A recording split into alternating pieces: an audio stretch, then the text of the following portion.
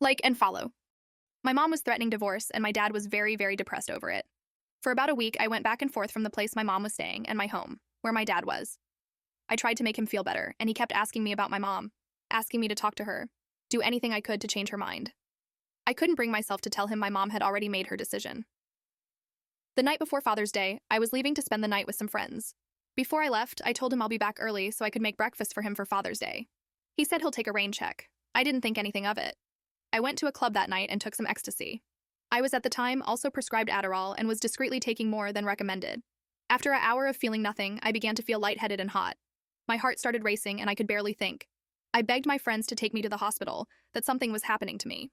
They shrugged it off. Finally, a boy I met that day who was friends with one of my friends drove me back to his house. The whole ride home, I was struggling to regulate my breath and heart rate, fearing for my life. When we got to his house, my body began to calm down, leaving me extremely weak and exhausted. I remember laying on his bed, still terrified of what and still could happen. His dog came up to me, jumped on the couch and curled up next to me, making it so his head propped on my leg, a melancholy look on his face. At about 6 a.m., all my friends were home, and after they begged forgiveness for not caring for me like they should have, I asked to be driven home. On the way, I randomly started tearing up, thinking I'll have to ask my dad to take me to the hospital. Something doesn't feel right. When we got to the house, I went to the door to see a note taped onto it. It basically said, "Don't go in the house and call the police. I'm sorry for being such a coward." My already weakened heart dropped. In shock, I called the police, eyes completely dry, that my dad had killed himself. I sat on the porch and cried. There was a lot of crying that day.